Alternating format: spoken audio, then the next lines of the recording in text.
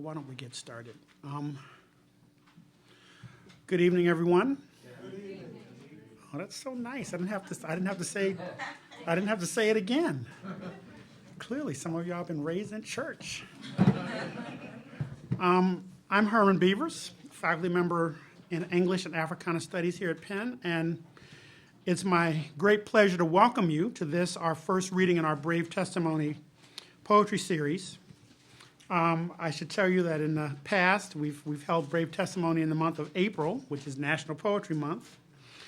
But of late, we've also held readings like the one we did with Christian Campbell last year in the month of March. Now, part of this has to do with scheduling, but the other part I like to think has to do with our realization that every month is or ought to be National Poetry Month. Thanks go, of course, to the staff at the Center for Africana Studies, so ably led by Dr. Camille Charles. Thanks as well go to Gail Garrison, Associate Director of the Center, Michelle Houston, the Program Coordinator for the Center, as well as Carol Davis and Tia Campbell. Just a brief history, of the Brave Testimony Poetry Series. It's typically held, as I said, during National Poetry Month in April. It was inaugurated in the year 2000 as an annual event that celebrates poetry of the African Diaspora.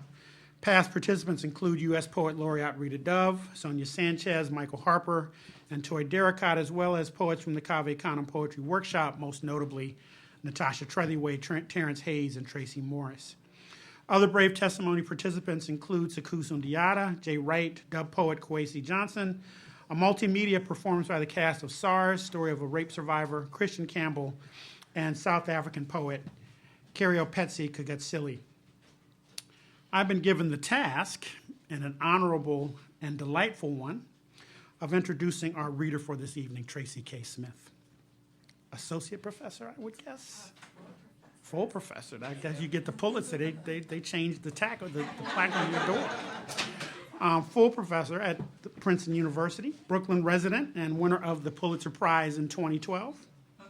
More on that in a moment. But first off, you should know that TRACY K. Smith was educated at Harvard and Columbia and has spent great amounts of time in both Mexico and Guatemala and other points south and west and east, and is the author of 3 volumes of poems. The first, The Body in Question, was winner of the Cave Canem Book Prize for Best First Book by an African-American Poet, selected by Kevin Young.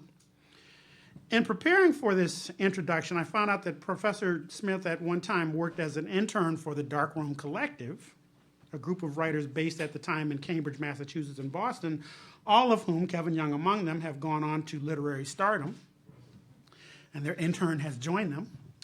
Her second book, Duende, was winner of the prestigious James Laughlin Prize, and I've told you about the honors bestowed upon her third, Life on Mars. TRACY K. Smith is quite simply one of the most honored poets of her generation. I must say, reading Professor Smith's poems, I felt myself swept up into a kind of spiritual sojourn, where everything around me was rendered with a precision and an emotional resonance that grew with each page I read. Not only did I feel the sense that TRACY K. Smith's poems had the power to reveal the luster hidden in every object, every gesture, but I felt invited to trust my own ability to see beyond the mundane, to revel in a nebula of sensation. But to say that these poems are impressionistic or the poetic equivalents of a mere glance is to do them a profound injustice. In the world created in TRACY K. Smith's poems, we find that nothing happens without the presence of the material and political world. The very blood in our veins, she tells us, carries a burden of not only our personal histories of failed insight and unbridled joy, but as well that of those who have come before us, a power that lingers and hovers long after we have said goodbye to a loved one who has passed on. But more than this, I felt Professor Smith's poems are, each in their way, deeply rooted in the metaphysical task of answering the basic questions of what is there and what is it like. In pondering this, the literary critic in me steps back with the realization that African-American poets are not often credited with a metaphysical bent. But as I think of TRACY K. Smith, Tim Siebels, Natasha Trethewey, Afaa Michael Weaver, Carolyn Beard Whitlow, Terrence Hayes, Cornelius Eady, and Elizabeth Alexander, each of them could lay claim to such a handle. What this means, I think, is that those who would attribute the act of seeing to the ultimately meaningless province of racial identity have themselves fallen into a state of nullification. They have allowed the mundane to take the place of the metaphysical. What this means, I think, as well, is that those who would attribute to the act of seeing to the ultimately well, I just said that, didn't I? The feeling I get, that's what happens when you read from an iPod. The feeling I get reading poems like Thirst, Self-Portrait as a Letter Y, The Universe is a House Party, My God, It's Full of Stars, and the lovely and penetrating title poem, Life on Mars, is that our greatest challenge in the struggle to be human is that of understanding the necessity of touching, of connecting. Life on Mars fascinates with its insistent rumination upon not the vastness of space, but rather the way it creates a modality of connection. Distance, these poems announce, is not an obstacle to intimacy. Ultimately, what delights me about Life on Mars is its insistence that space is akin to language, the medium at our disposal most able to close the vast territory that separates us one from another. And noting that her father was one of the men who created the Hubble telescope, the most advanced instrument of its kind at the time, Smith also suggests that with his passing, she has been forced to see farther than ever before, to imagine what awaited him in whatever construct we find beyond the life of the flesh, beyond earthbound forms of devotion. I'm very excited about this reading and what further instruction is in store. Please join me in welcoming to the Kelly Writers House in the University of Pennsylvania, TRACY K. Smith.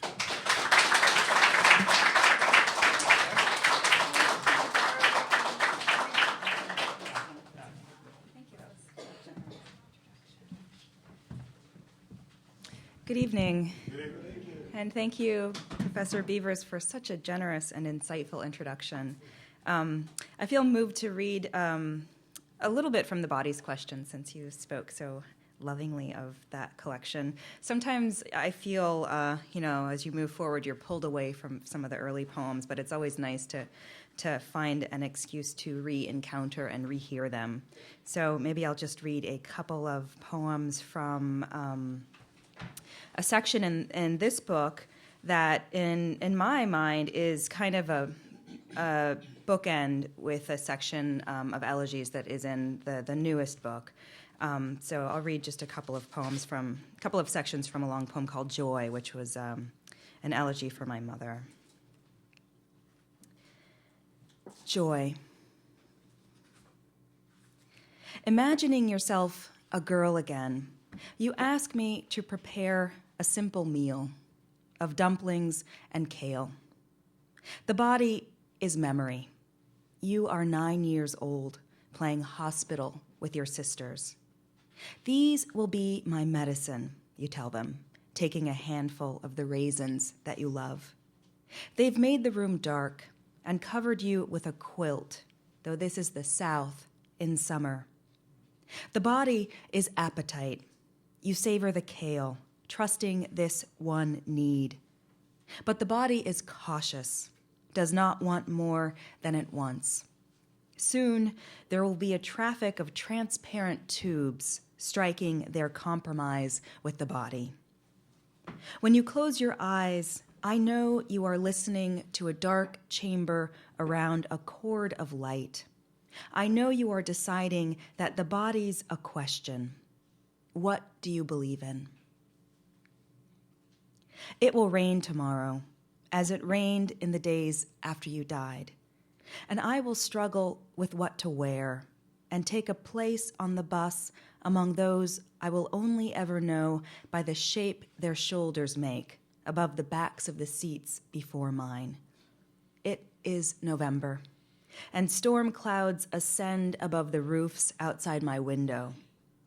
I don't know anymore where you've gone to, whether your soul waits here, in my room, in the kitchen with a newly blown bulb, or whether it rose instantly to the kingdom of hosannas. Some nights, walking up my steps in the dark, digging for the mail and my keys, I know you are far, infinitely far from us, that you watch in the way one of us might pause a moment to watch a frenzy of ants, wanting to help, to pick up the crumb and put it down close to their hill, seeing their purpose that clearly.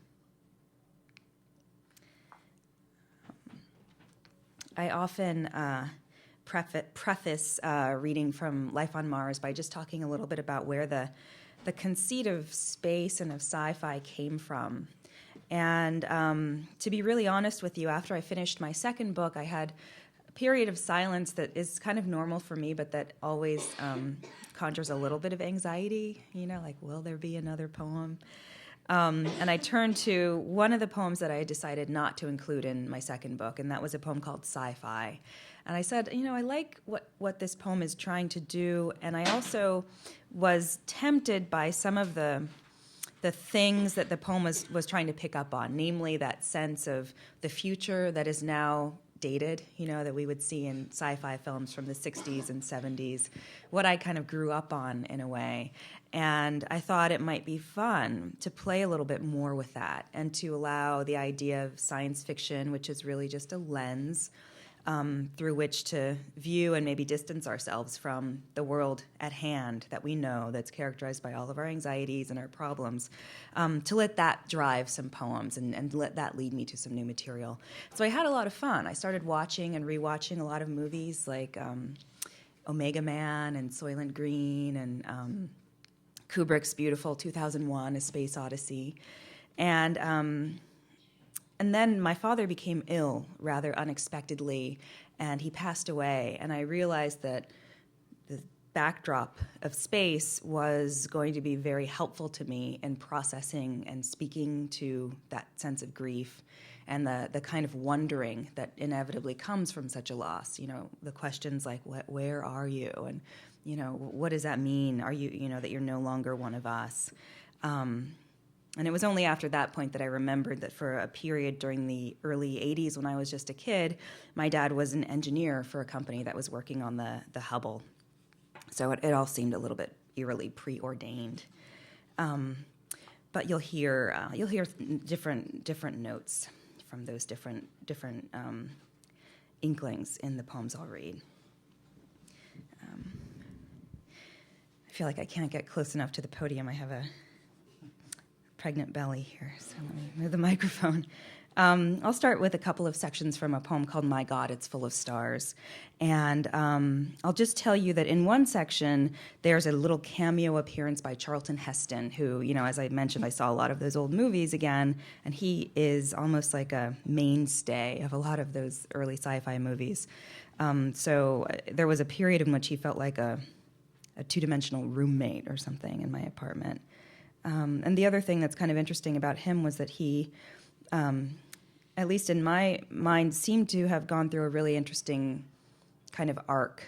He participated in the first March on Washington, and I believe was somewhat active in the early civil rights movement. And then toward the end of his life, he became this spokesman for the National Rifle Association, and it just seemed like an interesting kind of conundrum. My God, it's full of stars. Perhaps the great error is believing we're alone, that the others have come and gone, a momentary blip, when all along space might be chock full of traffic, bursting at the seams with energy we neither feel nor see, flush against us, living, dying, deciding, setting solid feet down on planets everywhere, bowing to the great stars that command, pitching stones at whatever are their moons. They live wondering if they are the only ones, knowing only the wish to know, and the great black distance we flicker in. Maybe the dead know, their eyes widening at last, seeing the high beams of a million galaxies flick on at twilight, hearing the engines flare, the horns not letting up, the frenzy of being.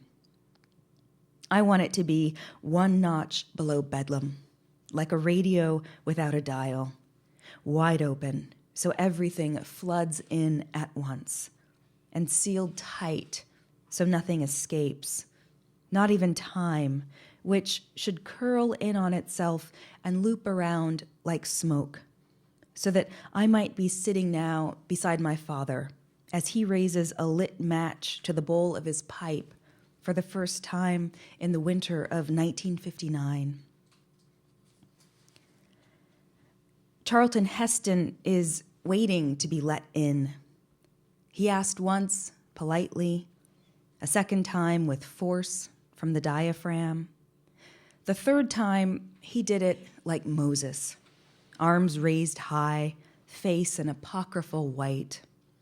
Shirt crisp, suit trim.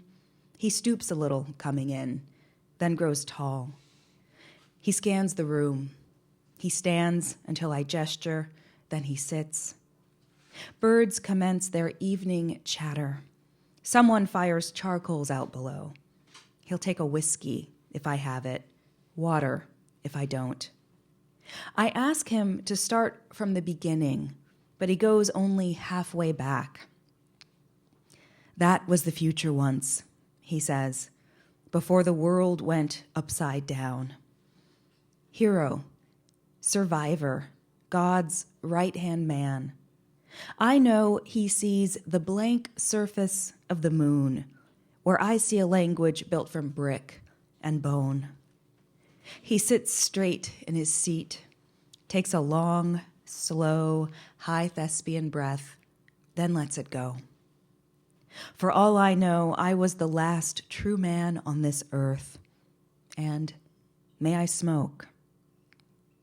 The voices outside soften. Planes jet past, heading off or back.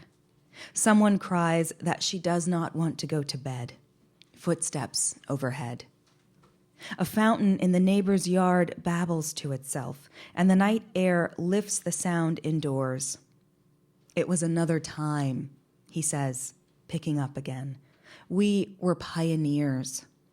Will you fight to stay alive here, riding the earth toward God knows where? I think of Atlantis, buried under ice, gone one day from sight.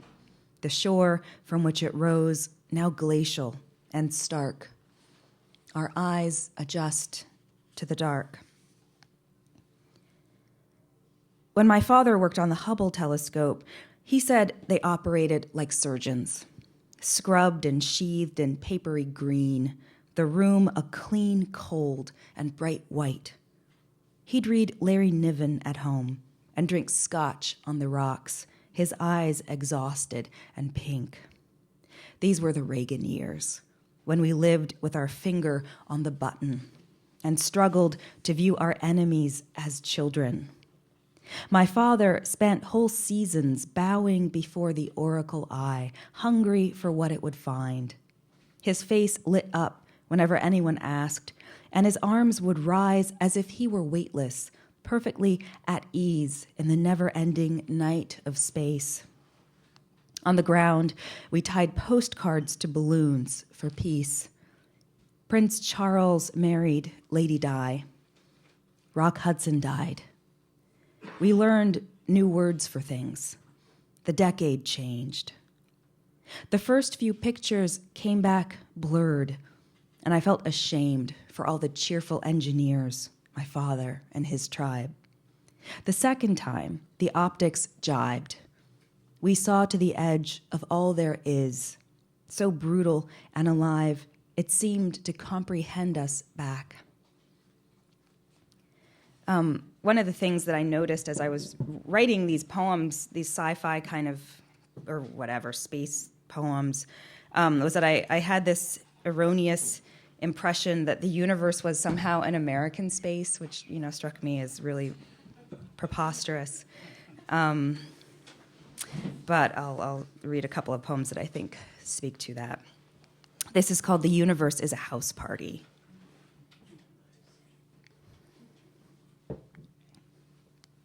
The universe is expanding.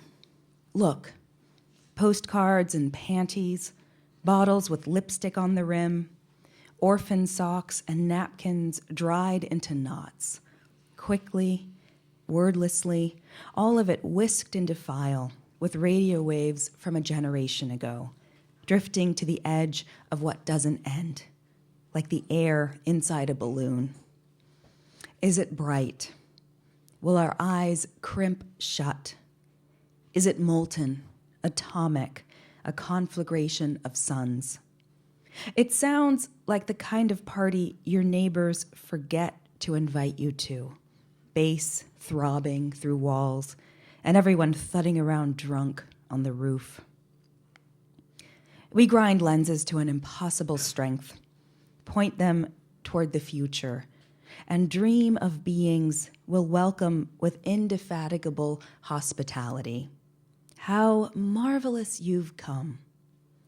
We won't flinch at the pinprick mouths, the nubbin limbs.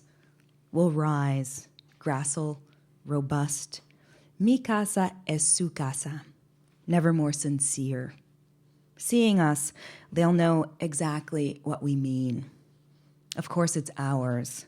If it's anyone's, it's ours.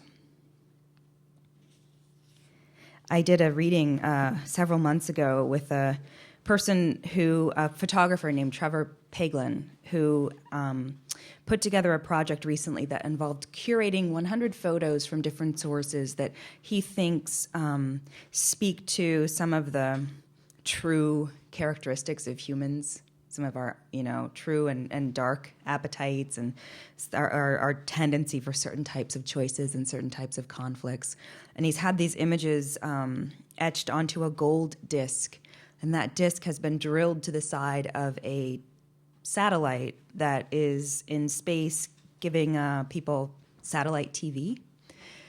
And these satellites orbit at such a distance that I think this particular satellite is insured to remain in the Earth's orbit for 3.5 billion years, which is quite possibly longer than the Earth will be here, or longer than our human presence and in its current form will at least be here. So I couldn't resist reading this poem in that setting. This is called The Museum of Obsolescence. So much we once coveted, so much that would have saved us, but lived instead its own quick span, returning to uselessness with the mute acquiescence of shed skin. It watches us watch it, our faulty eyes, our telltale heat, hearts ticking through our shirts. We're here to titter at the gym cracks, the naive tools, the replicas of replicas stacked like bricks. There's green money and oil in drums, pots of honey pilfered from a tomb, books recounting the wars, maps of fizzled stars. In the south wing, there's a small room where a living man sits on display. Ask, and he'll describe the old beliefs. If you laugh, he'll lower his head to his hands and sigh. When he dies, they'll replace him with a video looping on ad infinitum. Special installations come and go.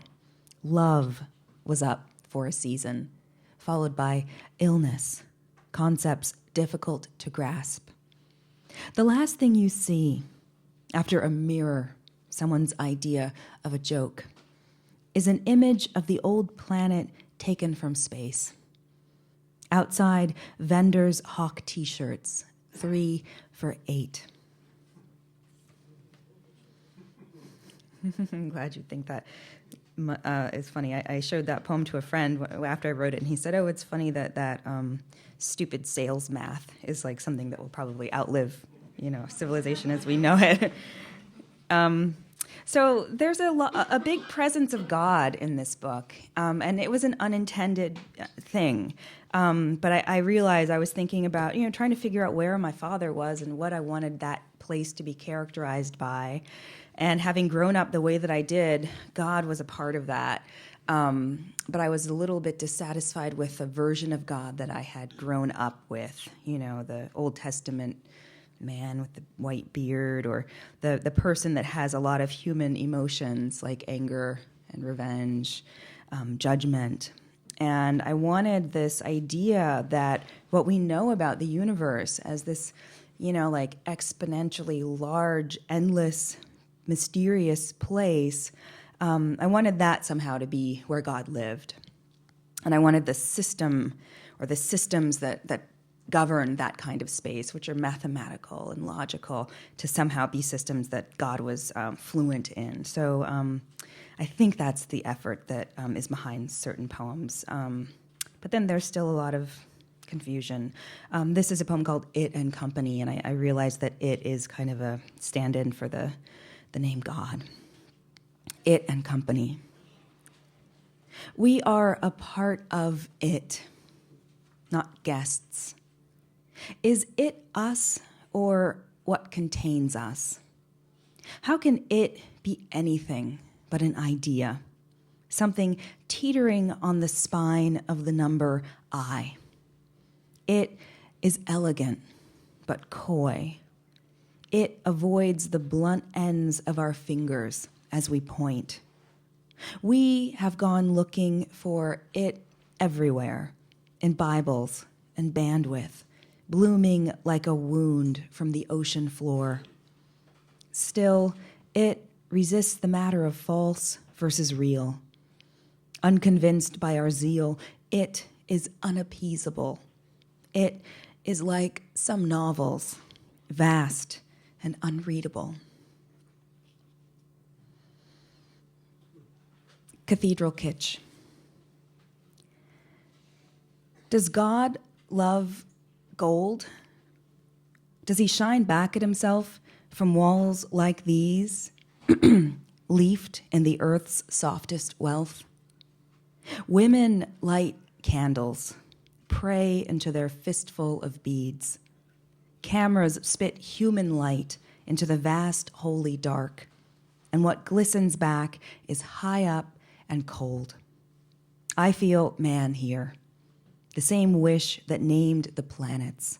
Man with his shoes and tools, his insistence to prove we exist, just like God, in the large and the small, the great and the frayed, in the chords that rise from the tall brass pipes, and the chorus of crushed cans someone drags over cobbles in the secular street. I'll read one more poem in this vein. This is the poem that opens the collection. It's called The Weather in Space. Is God being or pure force? The wind or what commands it? When our lives slow and we can hold all that we love, it sprawls in our laps like a gangly doll. When the storm kicks up and nothing is ours, we go chasing after all we're certain to lose. So alive, faces radiant with panic.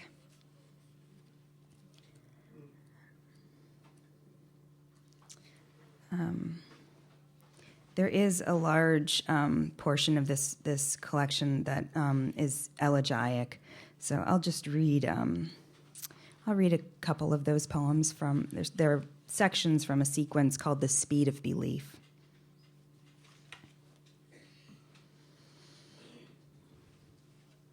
I didn't want to wait on my knees in a room made quiet by waiting. A room where we'd listen for the rise of breath, the burble in his throat. I didn't want the orchids or the trays of food meant to fortify that silence, or to pray for him to stay, or to go then finally toward that ecstatic light.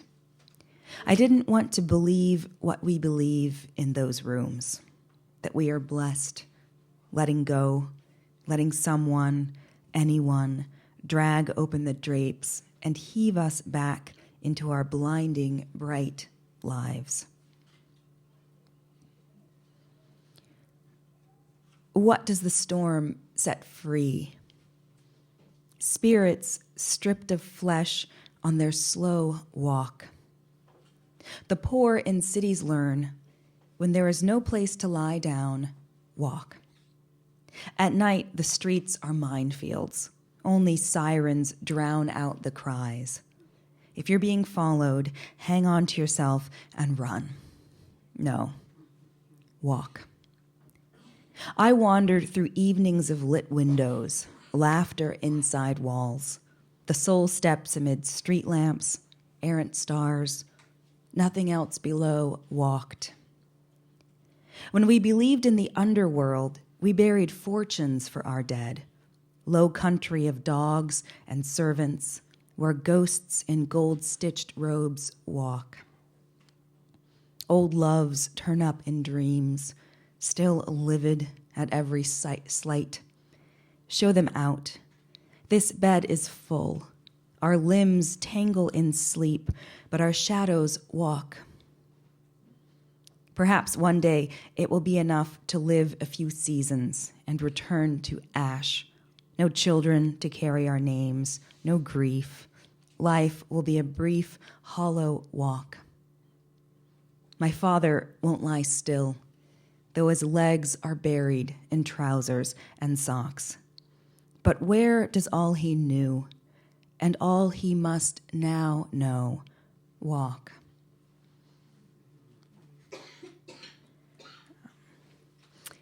So when I was really thinking about why I was so dead set on stealing David Bowie's title for this book, I had to kind of come clean with myself and say it had nothing to do with space. You know, it's not about science fiction, but about the,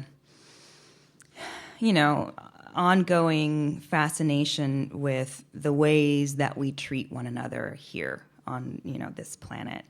And the dark things that reveals about what it means to be human. When I was writing this book, I was pregnant with my daughter, and there were there was a month during which all of these news stories that I kept hearing over and over again on the radio and seeing in the paper were just making me so scared about the crazy choice I'd made to bring another person into this world. And so I thought maybe one way of calming that anxiety was to sit down with it and write about it, or write my way into some of these things. I'll read one section from a long poem called "They May Love All That He Has Chosen and Hate All That He Has Rejected."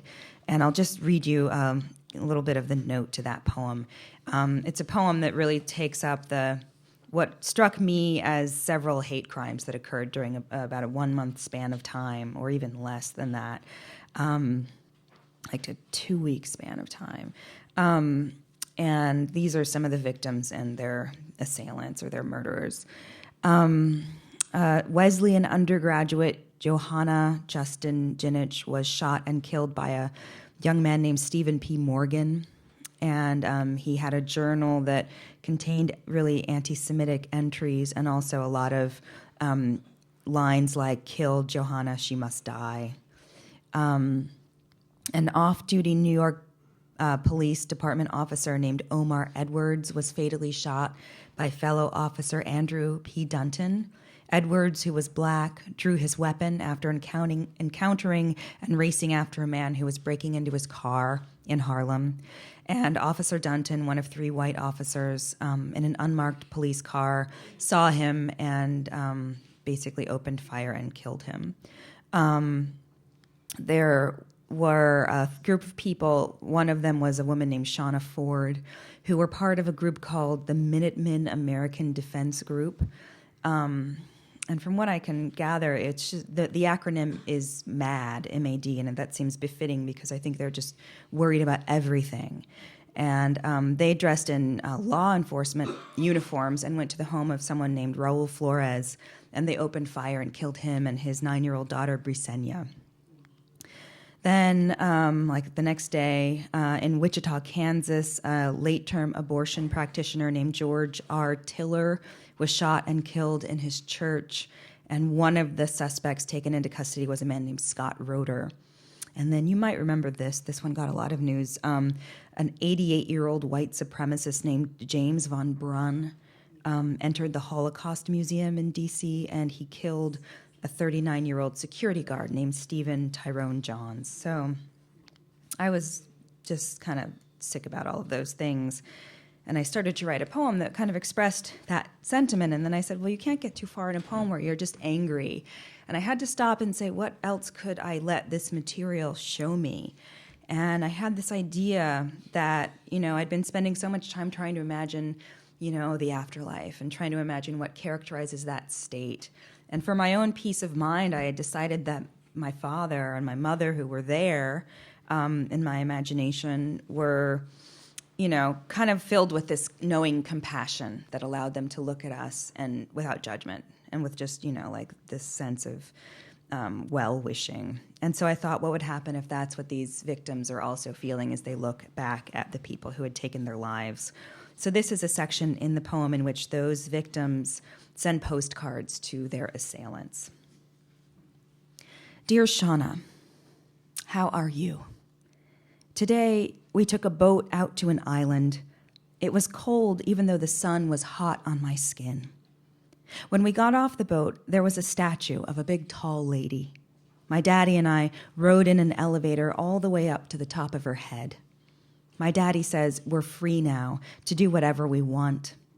I told him I wanted to jump through the window and fly home to Arizona. I hope to become a dancer or a veterinarian. Love, Brisenia. Dear James, I walked the whole mall today, from the Capitol to the Lincoln Memorial.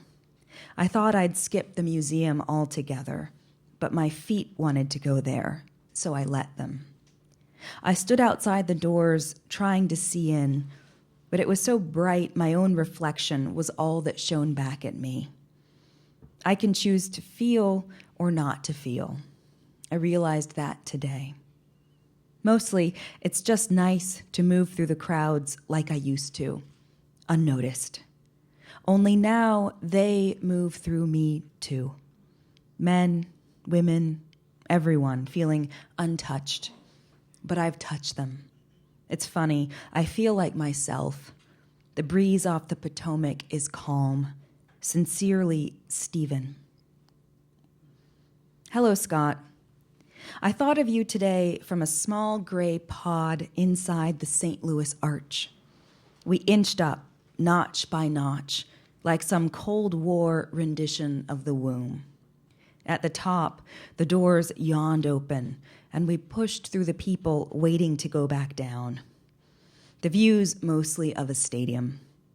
On the other side, you see the old city in passive decline. You realize how small you are up there, but everyone still acts normal size. We were an assault on the sleek arch, silent and gleaming alongside the ageless Mississippi.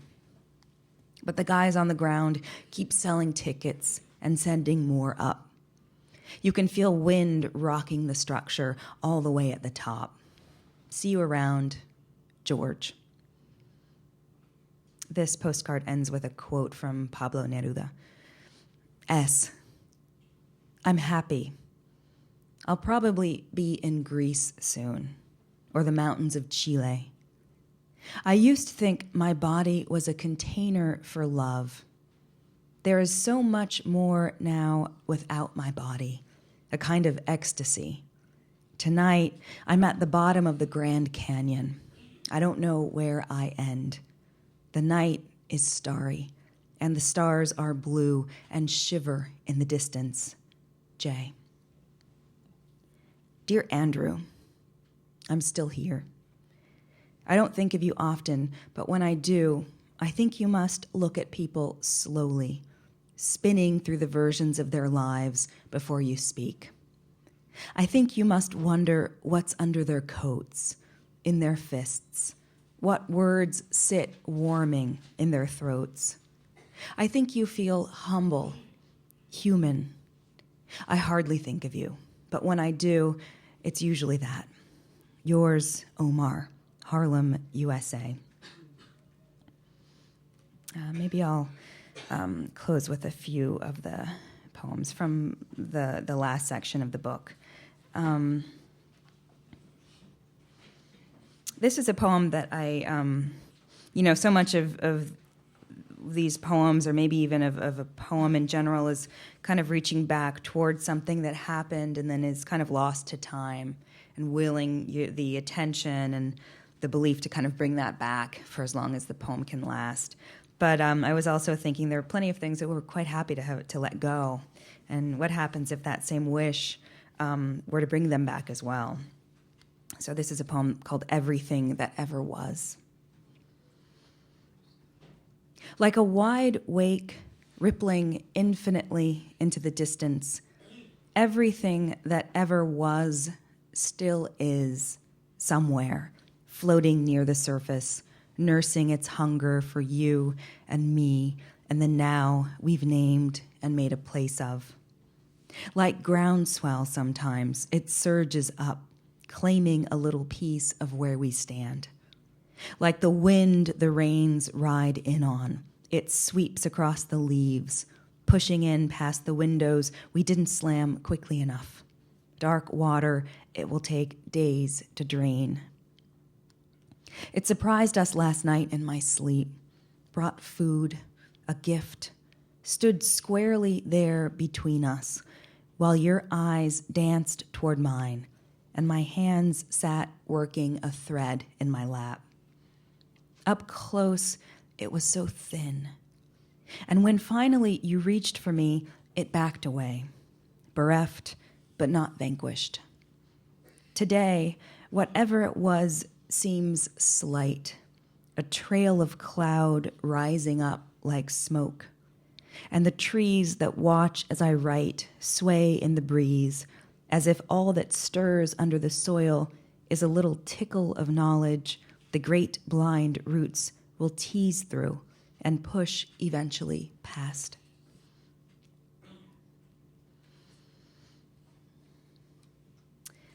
The good life. When some people talk about money, they speak as if it were a mysterious lover who went out to buy milk and never came back.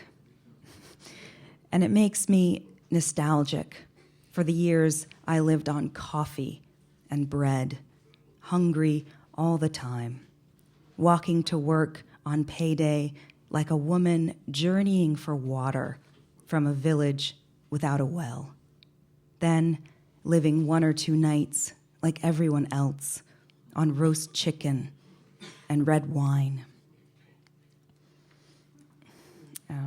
I'll close with a poem that about my daughter before I knew her. When your small form tumbled into me, I lay sprawled like a big game rug across the bed, belly down, legs wishbone wide. It was winter, workaday. Your father swung his feet to the floor. The kids upstairs dragged something back and forth on shrieking wheels.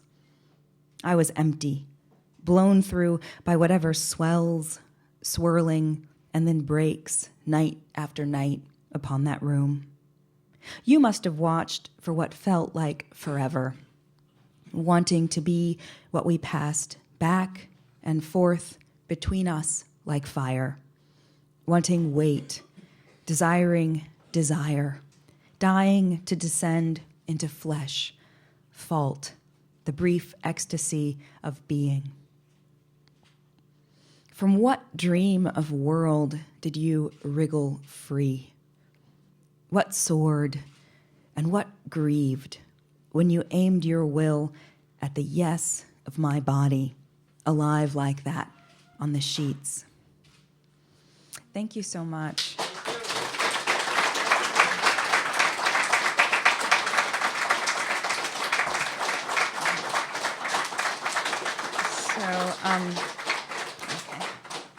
Professor Smith has agreed to answer questions, so please, questions? Hi, thank you very much for your time, for coming and sharing your work with us. My question is, So my question is a little ill-formed, but my advisor is imploring me to ask it. I want to know if your poem about the Museum of Obsolescence, if you see that work in conversation with Rita Dove's collection Museum, which speaks very much about not only, I guess, like relics of times past, but also very much this curiosity of what's going on in the world in the contemporary moment. So are you in conversation with that, and why did you choose obsolescence as the theme to go in the museum? Oh, yeah. I mean, I don't know that I sat down and said I want to speak back to Rita Dove when I was writing that poem, but she's one of the voices that I feel has fed and taught me as a writer. And I know that somewhere in the unconscious part of my mind, the awareness of that collection helped me write that poem. And I feel like there are a lot of poems that, Sylvia Plath has a poem called Death and Co., which somehow, I'm sure, informed the poems God and Company and Us and Company in this book. And there are other things that I didn't realize until after the poems were done, or even after the book was out. And I think that just goes to show you that poems, or maybe literature in general, but maybe poems, because of the way that they seem sort of containable, memorizable, really live inside of you, I think. And sometimes they come out in strange times, and what they say or how they see and inflects what you say and how you see. So I definitely think that was happening in lots of places in this and probably all my books. But the idea of obsolescence, I think I just, science fiction is always about the worst case scenario, and it's, often quite just in having that kind of an anxiety based on the kinds of choices that we have proven ourselves very good at making, the kinds of bad choices. And so I was just kind of thinking about, the fact that our way of life is finite, and something else will hopefully replace it, and maybe we'll be the people who come up with that, and maybe some other species will be the ones to do that. But I just kind of I felt a moment of tenderness for all of the things that seem to mark our lives as humans, and the things that we see now in museums, and then the things that we live with and buy now that will quite possibly one day be like museum pieces. So, yeah. Thank you very much.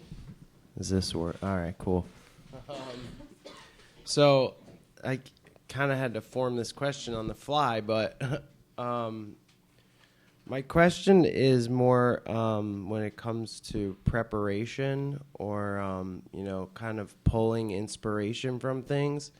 Do you find it to be almost like an improvisational activity? Or, do you find yourself, as you evolve as a writer, sitting down and maybe using things like visualization, things like that, to start, the process of, becoming inspired? Or, is there still, when you sit down to write, is there still, that enthusiasm and that excitement, you get that, I found as, being 10, 11, 12 years old when I was just discovering all these cool words and how to use them and things. And now, as I'm kind of approaching 30, I find myself, hitting period. I know, but I find myself hitting periods where, it's sometimes it feels like a chore.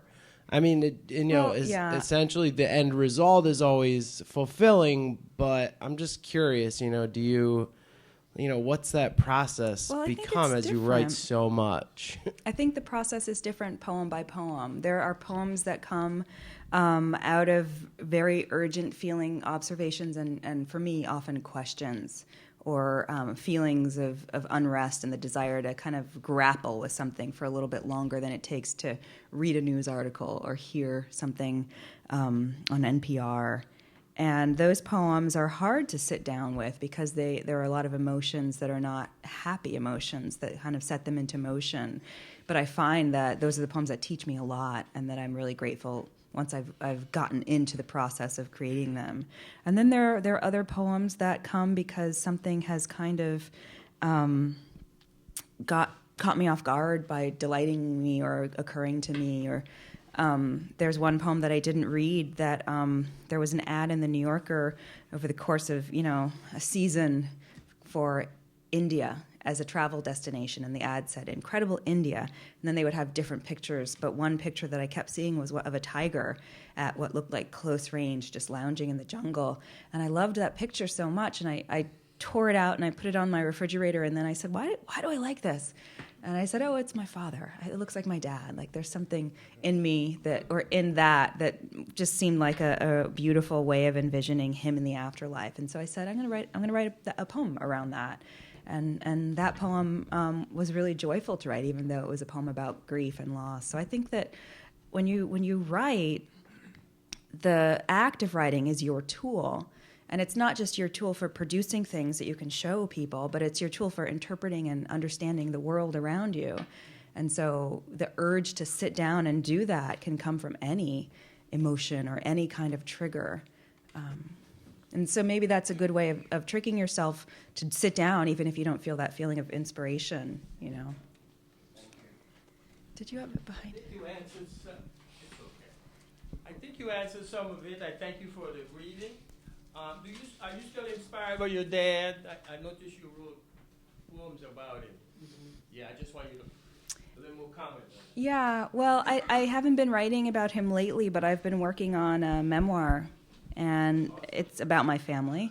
And so he comes up, but what I really love is the fact that writing about something in prose is completely different from writing about it in a poem, and it can reveal different kinds of insights and urge you to ask different kinds of questions. I mean, just the fact of building a scene with dialogue is kind of necessitates a different way of coming back to that other place. And this is with prose, you said? Yeah, so. Thank you very much. Yeah. I really appreciate your flow of images that you have quite freely in your poems. And I'd just like to hear you talk about having access and how those images come to you in your writing. Thanks. I used to write poems that were all statement and idea driven when I was in grad school and before that. And it was so hard. I felt like I had to know so much in order to write them. And I would get halfway down and I'd run out of things that I knew, and I would just feel so blocked and so upset. And I think that I went through a period of a writer's block several years later, and I felt like I just couldn't write for lots of different reasons. But what I did instead was I took a photography class, and I learned how to look at the world and see questions and narratives and just beautiful gestures through that lens. And I think it taught me something about what I could resort to in my poems. And so the first poems that I came back and sat down to write after that, I think were very driven by images. And it's an impulse that I lean on now a lot. I feel like my poems still begin with some sense of an idea or a question or maybe a statement. But very quickly, as I now know, that runs out of steam. And so one of the first things that I'll shift into is something that might be visual. I'll ask myself, if I were a camera telling this story, how would I tell it?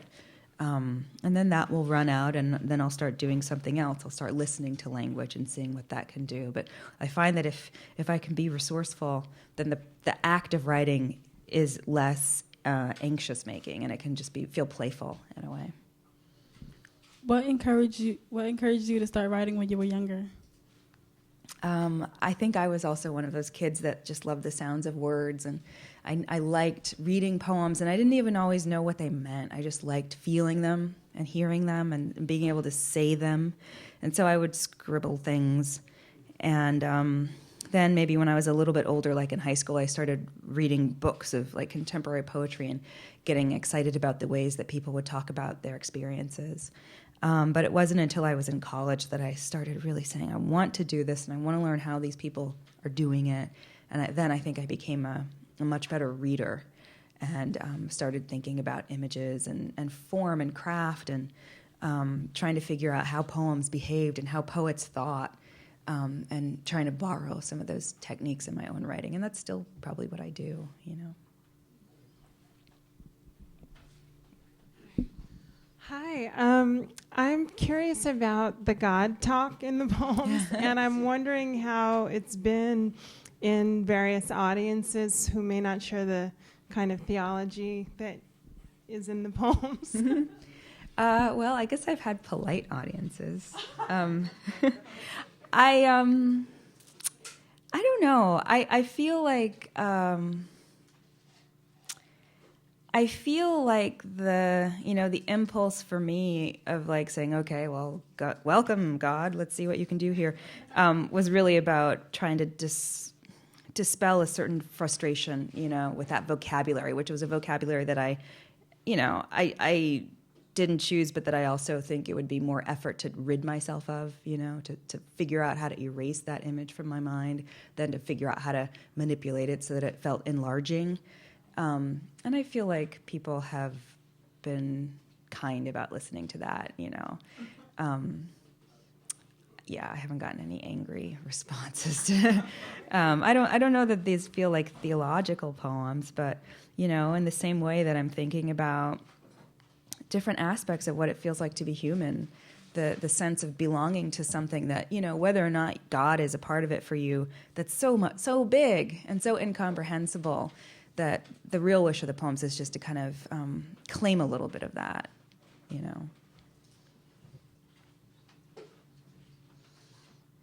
Okay, well, thank you so much for your questions.